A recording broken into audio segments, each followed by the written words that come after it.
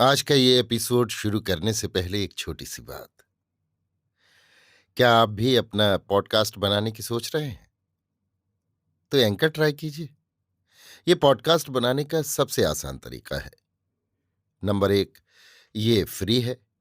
Number दो, इसमें कई सारे ऐसे टूल्स हैं जो आपको अपने फोन और कंप्यूटर पर रिकॉर्ड और एडिट करने की फैसिलिटी देते हैं। नंबर तीन, आप अपने पॉडकास्ट को डिस्ट्रीब्यूट भी कर सकते हैं, जिससे इसे स्पॉटिफाई और दूसरे प्लेटफॉर्म पर सुना जा सके। तो डाउनलोड कीजिए फ्री एंकर ऐप या विजिट कीजिए anchor.fm पर अपना पॉडकास्ट स्टार्ट करने के लिए। ये तो थी एक छोटी सी जानकारी, और अब शुरू करते हैं एपिसोड का सिलसिला। तो आज के एपिसोड में लीजिए सुनिए आचार्य चतुर्सेन शास्त्री के लिखे उपन्यास वयम रक्षामः का 10वां भाग, वज्रपाणि दैत्येंद्र, मेरी यानी समीर गोस्वामी की आवाज में। दैत्यबाला के रमण से तृप्त और लातों से आघात से प्रहर्षित रावण लंबी लंबी डगे भरता हुआ नगर की दक्षिण दिशा में स्थित समुद्र तट की ओर बढ़ा चला गया। समुद्र तट से कुछ हटकर छोटी बड़ी चट्टानों की ओट में वन के एक दुर्गम प्रदेश में उसका शिविर था। शिविर तक आने में बहुत रात बीत गई। आकर उसने देखा, आग पर समूचा भय भूना गया है और दैत्य दानव अब भोजन की तैयारी कर केवल उसी की प्रतीक्षा में बैठे हैं। मद्य भांड भरे धरे हैं। बड़ी बड़ी अग्निराशि यत्र तत्र जल रही है। रावण के वहां पहुंचते ही एक वृद्ध दैत्य ने आगे बढ़कर उसका कंधा थाम कर कहा, इतना विलंब करके तूने हमें चिंता में डाल दिया पुत्र। चिंता काहे की मातामह? पुत्र, अपना देश नहीं है। वन वाट वीथी अज्ञात है, और तू हमारे प्राणों से भी अधिक मूल्य का है। तरुण ने हंसकर वृद्ध का हाथ पकड़ लिया। कहा, बहुत श्रम करना पड़ा मातामह, भोजन दो, पहले कंठ सिक्त कर। वृद्ध दैत्य ने एक असुर को संकेत किया। असुर ने मद्य भांड लाकर प्रस्तुत किया। समूचा भांड ही एक सांस में पीकर और भांड एक ओर फेंक जीभ से होठों को चाटता हुआ रावण उद्दग्ध भाव से एक बड़ा सा छुरा ले भैंसे की ओर बढ़ा। उसने मांस खंड काटा। फिर तो सभी असुर भैंसे पर पिल पड़े। वे अंधाधुंध मद्य पीने और मांस खाने लगे। वे हर्ष आवेग से चीखने चिल्लाने, छीना झपटी करने और आपस में रेलम पेल करने लगे। देखते ही देखते वो समूचा भैंसा और वे सब के सब मद्य भांड उनकी उदरदरी में समा गए। खा पी कर निवृत्त होकर वृद्ध दैत्य तरुण के निकट खिसक आया। वो सुमाली था। उसने खींचकर तरुण को अंक में भरकर छाती से लगाकर कहा, पुत्र, बहुत दिन के हमारे मनोरथ अब पूरे होंगे। ये सब द्वीप समूह हमने जय कर लिए। ये बाली द्वीप भी आज रात जय हुआ समझ। परंतु अब तू सामने इस स्वर्ण लंका को देख। मेरी इस लंका में अब तेरा भाई कुबेर रहता है। वो हमारा नहीं, देवों आर्यों का बांधव है।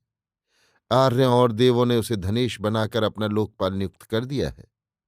वो हमारे ही धन से संपन्न है, हमारी ही लंका में सुप्रतिष्ठित है। ये मैं अब नहीं सह सकता। विष्णु का अब हमें भय रहा ही नहीं। अब यदि कुबेर धनपति राजी से मेरी लंका तेरे लिए छोड़ दे तो ठीक है, नहीं तो हम उसे शस्त्र से मार तुझे लंकाधीश्वर बनाएंगे। पुत्र, तू ही डूबते हुए दैत्य वंश का सहारा है। तरुण रावण नाना की बात सुनकर चुप हो गया। वो गहरे सोच में पड़ गया। इस पर सुमाली ने कहा, अब क्या सोच रहे हो पुत्र? तुझे चिंता किस बात की है? रावण ने कहा, मातामह, कुबेर मेरा बड़ा भाई है। कैसे मैं उससे ऐसा प्रस्ताव करूं? इस पर रावण का मामा प्रहस्त उत्तेजित होकर बोला, अरे भागिने, वीर पुरुषों में भाईचारा नहीं होता।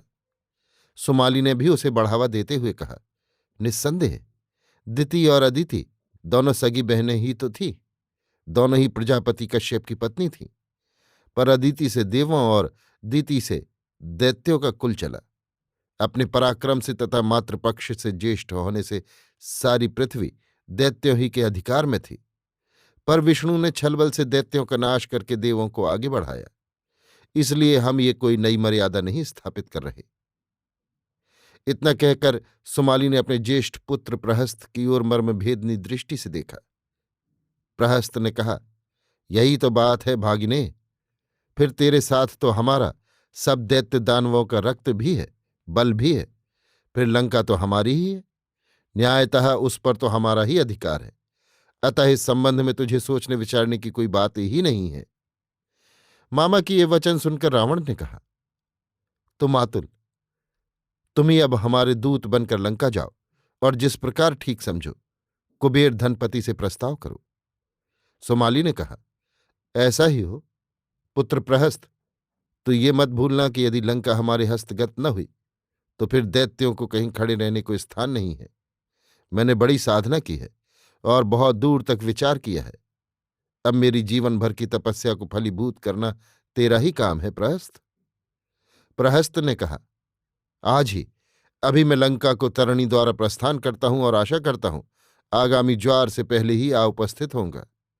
तब तक आप सब बाली द्वीप पर ही रहना तथा बाली द्वीप को अधिकृत करने में विलंब न करना।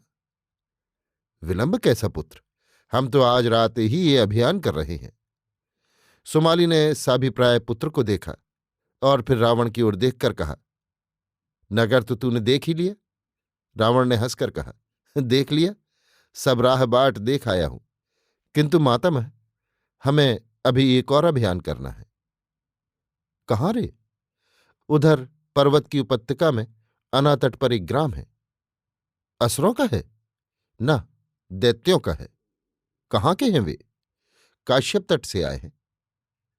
परंतु दैत्यों का है तो विग्रह क्यों? ऐसे ही, वो फिर कहूंगा। तो मातुल, शुभ भास्ते पंथा न स्युहा। प्रहस्त ने चर्म का कटिबंध कमर में लपेटा और शूल हाथ में लेकर वो उठ खड़ा हुआ। एक योद्धा ले ले साथ, सुमाली ने कहा। नहीं, एकाकी ही जाऊंगा। योद्धा यहां कम है, यहां उनकी आवश्यकता है। प्रहस्त चलकर अंधकार में विलीन हो गया। रावण ने खड़े होकर कहा, चलो अब हम भी चलें। सब योद्धा तैयार हो जाएं। उसने अपने साथी सुबठों पर दृष्टि डाली और परशु कंधे पर रख चल खड़ा हुआ। उसके पीछे दैत्य दानव असुर योद्धा शक्तिशूल खंग परशु रिष्टि पाश मुशल गदा परिध बाण धनुष दंड ले चले। सबके पीछे वृद्ध व्याघ्र दैत्येंद्र लंकापति सुमाली वज्रपाणी था। अभी आप सुन रहे थे आचार्य चतुर्सेन शास्त्री के लिखे उपन्यास वयम रक्षामः का 10वां भाग, वज्रपाणी दैत्येंद्र, मेरी यानी समीर गोस्वामी की आवाज में।